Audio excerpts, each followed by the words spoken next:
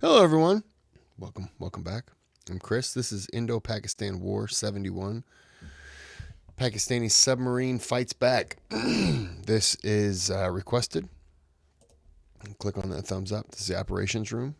Good channel. They almost have the same amount of subscribers that I have. And before we get started, thumbs up, subscribe. You can donate to the channel. Thanks button. Blah, blah, blah. We get it. Let's do it.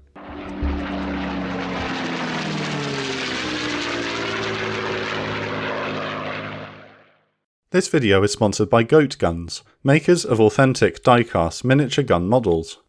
Die-cast models of aircraft and tanks have been around forever, but when I came across Goat Guns' new range of gun models, I was impressed by the idea and the quality of the models.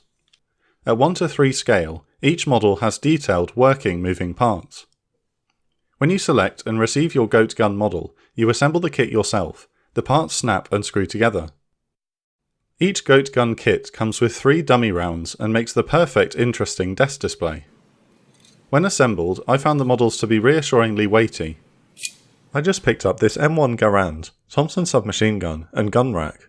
Perfect models for my desk in my man cave. Now you too can get your hands on a little bit of history for a fraction of the cost at goatguns.com. That's goatguns.com. Have a little fun. It's almost 11 PM on the 8th of December 1971. 3 warships of the Indian Navy are steaming northeast, cutting through the waters of the Arabian Sea at high speed. The Vidyard-class missile boat INS Vinash is taking the lead, supported closely by the Whitby-class frigates INS Trishul and INS Talwar. The Indian Navy is about to attempt the unthinkable, yet another daring attack on the Pakistani Navy's home base in the port of Karachi. Okay, sorry about that. The Indian Navy is about to attempt the unthinkable, yet another daring attack on the Pakistani Navy's home base in the port of Karachi. Aboard Vinash are 4 Stick surface-to-surface missiles, which are to finish the job started 5 days earlier during Operation Trident. However, this plan, codenamed Operation Python, is far more risky. The enemy is alert and is waiting for a chance at revenge. The Indo-Pakistan War of 1971 has started disastrously for Pakistan.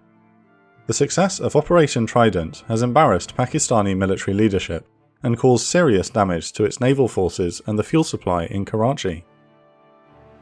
Meanwhile, Indian ground forces have launched a full invasion of East Pakistan and are currently routing the Pakistani army, threatening to overrun around 100,000 men. Despite preemptive airstrikes by the Pakistani Air Force, India has been able to maintain battlefield supremacy due to its successes at sea. The aircraft carrier INS Vikrant has provided vital air support over East Pakistan, making PNS Ghazi's failure to sink the pride of India's navy even more consequential. However, the attack on Karachi has caused the most alarm within the Pakistani Navy, which has significantly beefed up the defences around the critical port.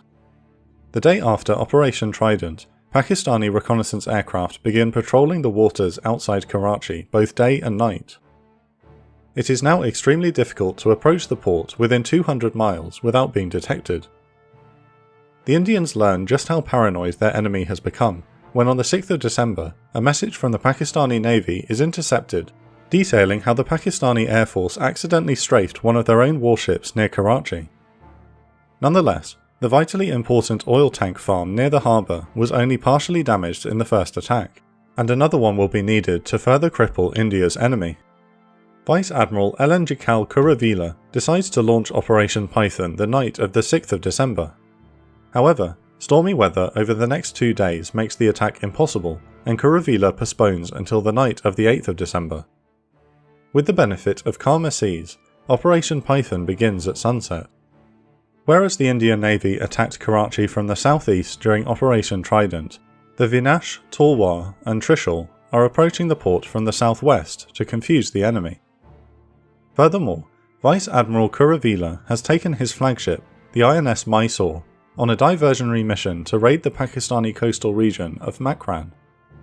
It is hoped that this attack will distract his enemy and allow the Vinash to get close enough to Karachi to launch its missiles undetected.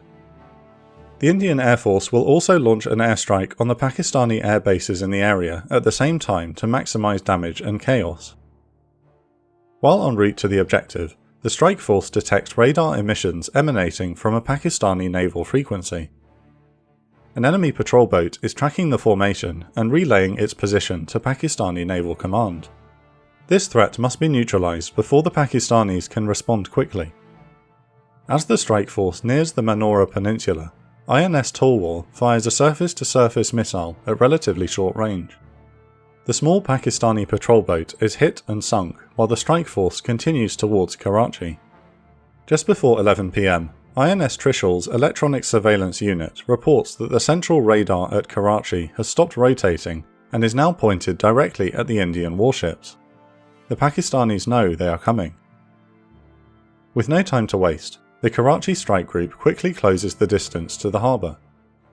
At 11 PM, their radars detect a group of ships only 12 nautical miles away. After a quick deliberation with Indian Naval High Command, it is decided that INS Vinash will launch the attack as soon as possible, even though the airstrike on Karachi hasn't arrived yet. Vinash launches the Styx missiles, and the strike group retreats back out to sea. Although the Pakistan Navy has been alerted to the presence of enemy warships, Karachi has no anti-missile defences, and anti-aircraft gunners are not at their posts. The first Styx races over the ships at anchor and smashes into the Kimari oil farm. The tank farm, which had been hit 4 days earlier during Operation Trident, once again goes up in flames, but this time the conflagration is far worse. Oil tanks explode one after another, and the massive plume of black smoke will block out sunlight in Karachi for 3 days. The second and third missiles home in on the group of ships just outside the harbour, which had been detected on radar. Although the Pakistan Navy has placed most of its remaining warships within the harbour to give them better protection, these are merchant ships with no means of defending themselves. The second Styx strikes the Panamanian vessel Gulf Star, which is carrying stores of fuel. Gulf Star explodes in a deafening roar and sinks within minutes.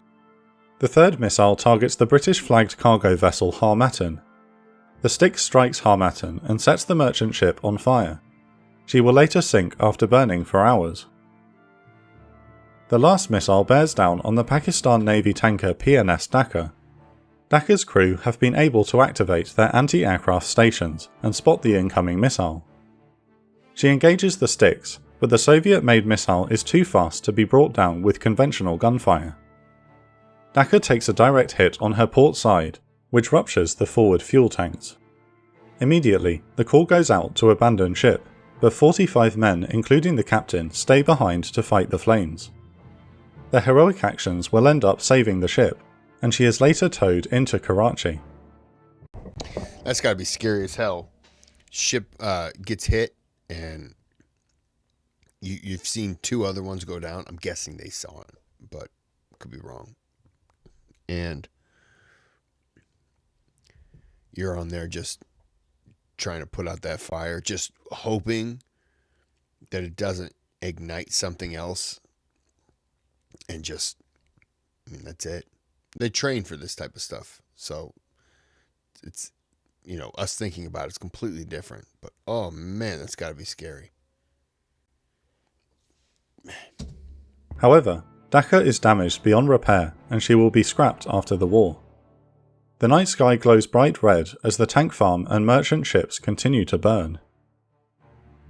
It is at this time that the Indian Air Force finally arrives to take part in the attack.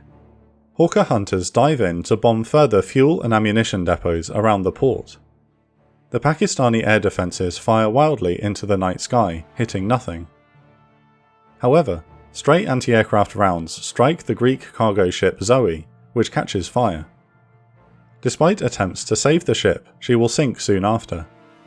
2 years earlier, in 1969, the Indian Chief of the Naval Staff bragged to a newspaper that, "If war comes again, I assure you that we shall carry it right into the enemy's biggest ports like Karachi, and you have my word, the Indian Navy will make the world's biggest bonfire of it."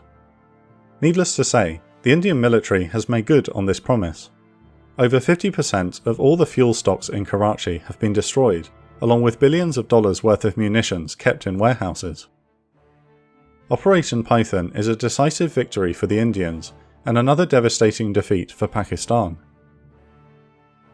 The following day, the 9th of December 1971, two Blackwood-class anti-submarine frigates of the Indian Navy, the INS Kukri and the INS Kirpan, are patrolling Indian territorial waters near the seaside town of Diu at 8 p.m. Their mission is to find and destroy a Pakistani Daphne-class submarine, which has been picked up by Indian Navy direction finders.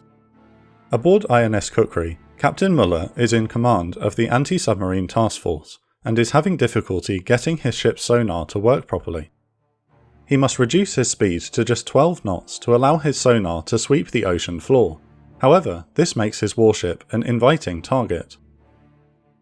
Sure enough, the Pakistani submarine PNS Hangul is lying in wait for the two Indian frigates.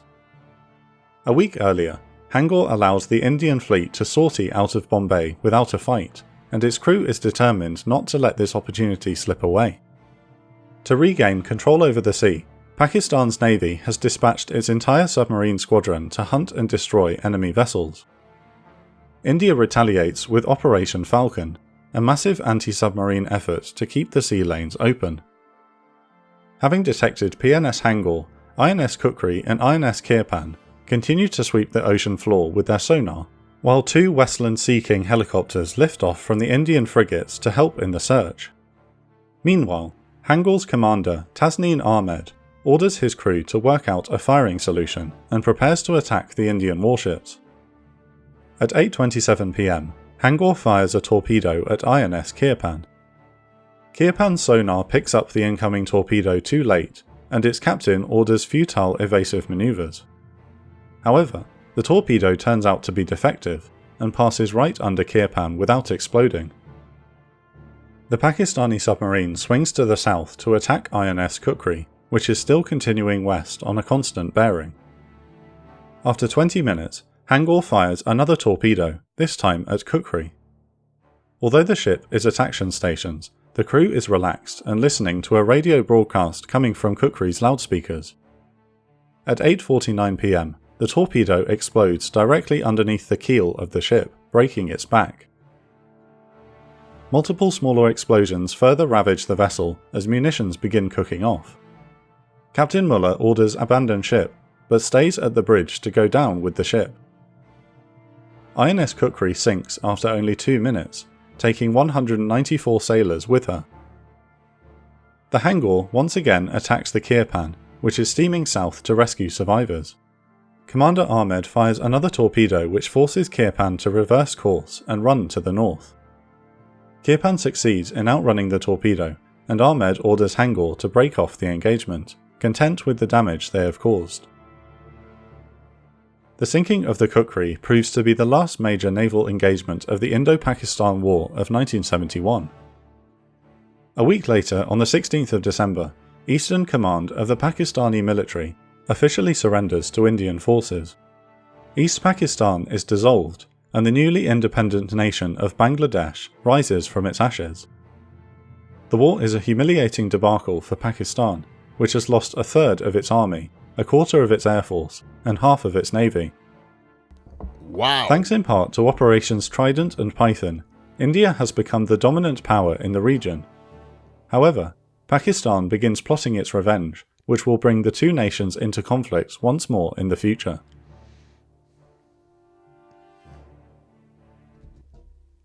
Wow.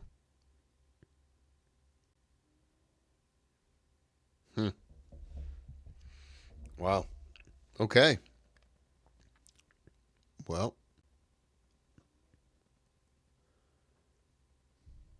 I think I've done that one. I don't know. All right.